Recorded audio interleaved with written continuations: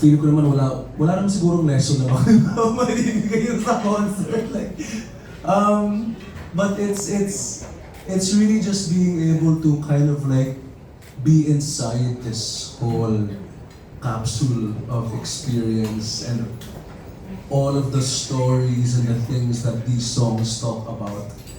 And the whole idea of people that are going there to be able to relate to these songs. Yung mga taong pupunta siguro may mga songs na nakaka-relate sila na talagang ginamit nila sa lahat ng mga pinagdaanan nila sa buhay, right? But then, when they go there, they're gonna be part of that whole experience mismo of going through those things with me and with everybody. So, feeling ko yun yung magandang aspect. Last question. You've been in the industry for how long?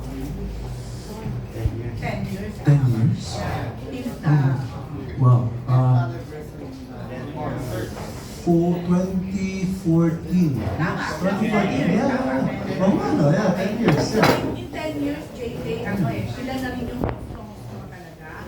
Na ngayon kasi sa mga artists, very rare na rin yung na nakakachamba ka. Or nagkakaroon ng mga hit songs. Ikaw, ilan na yung hit songs mo, and then ngayon, your first major concert sa Arena na. At I heard na yung SBIP mo pala ay talagang halos wala na doon sila maibigay. Sold out na, pero ang dami pa rin. Ang dami pa rin. Yeah, at ang dami pa rin gustong kumuha ng SBIP. So how do you feel about all this? How do you see yourself na yung success mo ngayon? And when you look back, and pagka ikaw ay medyo napapaisip, ano yun? Oh, existential po yung question. Bigla akong napaisip ng 10 years ago.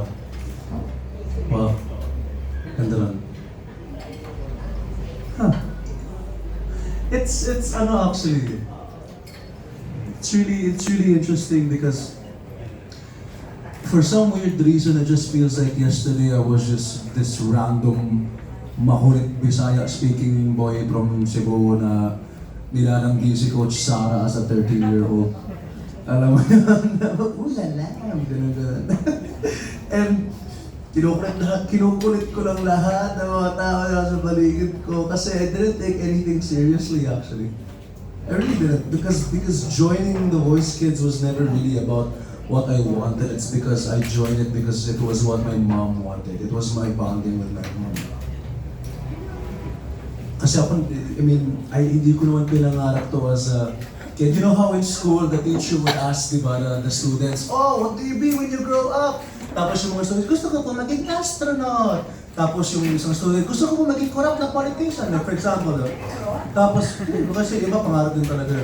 Tapos, ako naman parang, ako gusto ko maging abogado. Yun natin yung sinagot ko when I was a kid. I never dreamt of any of these things. I mean, maging artista, maging musician, maging actor, maging ganito. I never really crossed my mind, but now here we are because of that one decision after my mom passed. Kasi I saw on TV the audition for the Voice Kids na, oh, may audition para dito. Tapos nasa week pa nanay ko nun, naalala ko yun. Napaka-vivid memory para sa akin on November 22, 2013. Just a few weeks after Yolanda, 5 days after my mom passed. She passed away November 17, around 3 p.m. I was there. And 5 days after that, she was still in the wake, and then I was just grieving or processing everything. As a 13-year-old boy, and then, mga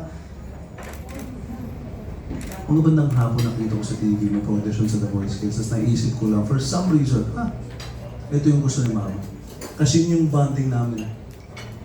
Doon kami nagkakasama. Kasi sinasamahan niya ako sa mga auditions. Tapos ayun, yun lang. Not sure if that answered the question actually. Medyo nag-look back lang ako actually. And it's really beautiful. I've been through a lot as a person, but everyone here has been through a lot. I mean, lahat naman tayo, hindi naging smooth lahat ng pinagdaanan to be able to get to where you guys are now as individuals. For sure, ang dami yung mga sakit ng ulong pinagdaanan, dami yung mga issues na ginawa ng solusyon, mga problemang inayos, ano yun? And to be able to just reflect on all of those things that we've gone through and be able to get to be in this moment to where we are now, napakagandang bagay lang nun. And ayun, I'm just really lucky and blessed to be able to be surrounded by these people who really believe in me. Dun, yun naman. Napaka-existential ng question na yun, girl. Tuyo ko, no? Napaisip ko ng malalim dun, ang aga-aga pa ng araw, teka, no? Pero yun, yeah. Okay, thank you, Jay.